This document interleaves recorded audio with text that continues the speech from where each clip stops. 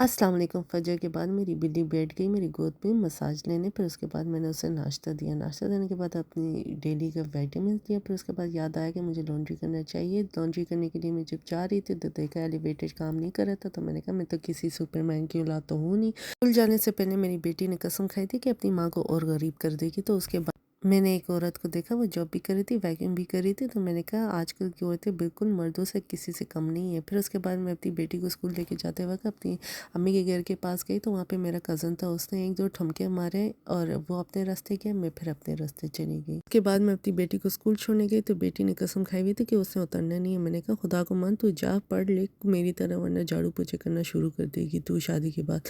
फिर घर जाने के बाद मैंने लॉन्ड्री की, लॉन्ड्री के साथ साथ जॉब भी करी थी, फिर घर को भी साफ़ करी थी। तो फिर उसके बाद मुझे याद आया कि शहंशाह के उठने का टाइम है, तो जल्दी जल्दी से उसके लिए नाश्ता बनाती। तो उसके बाद मैं ये सोच रही थी कि देखो एक औरत जॉब भी करती है, खाना भी बनाती है, बच्चे को भी टेक करती है, घर का करती है, बाहर का करती है। ऐसी औरतों को तो अवार्ड मिलना चाहिए। फिर उसके बाद मुझे याद आया तो उनके माँ बाप को अपनी बेटियों को पढ़ाई लिखाई के साथ साथ मजबूत इंसान बनाना चाहिए। फिर याद आया कि मैं भी तो किसी बादशाह की औलाद से कम नहीं हूँ। मैंने भी अपने लिए जाके टोस्ट बनाया। मैंने कहा थोड़ी सी चाय मैं ले लूँ और अंडा अपने लिए फ्राई कर लूँ। मैंने कहा excuse me, I need energy to function 24 hours. तो उसके बाद मुझे याद आया कि शोर को नाश्ता दे दो, वरना उसने सुबह सवेरे टेंट्रम शेकना शुरू कर देना। फिर उसके बाद उसने मेरे से एक करारा किस्म की लड़ाई कर दी, जिसमें मुझे ससुराल वालों की बिल्कुल कमी फील नहीं हुई। फिर उसके बाद याद आया कि ड्रायर में कपड़े डालने थे, तो एलिवेटर काम नहीं कर रहा, तो सीढ़ियों से धक्के मार के मैंने उसको लेके गया। फिर उसके बाद याद आया कि मेरी ज़िंदगी में काफ़ी इस तरह के लोग हैं जिनको मैं धक्के मार के अपनी ज़िंदगी से निकालना चाहती हूँ, पर कर नहीं सकती, मजबूर हूँ।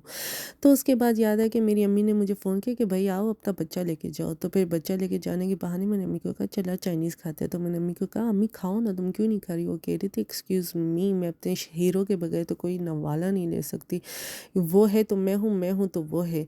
तो उसके बाद मैंने कहा listen miss, you can continue with your Shahrukh Khan dialogues, but I am gonna go ahead and go eat. तो उसके बाद मैं घर गई, तो याद आया कि ड्रायर से कपड़े उठाने थे। तो फिर मैं गई और बोझी उठाया, अपने कंधों पे डाला और लेकर आया। फिर मैंने हस्बैंड को मैसेज किया, listen I know I am the man of the house, but you gotta go pick it up and bring it upstairs. तो उसके बाद बिल्ली को खाना दिया और बिल्ली ने अपनी साफ़ सफाई की।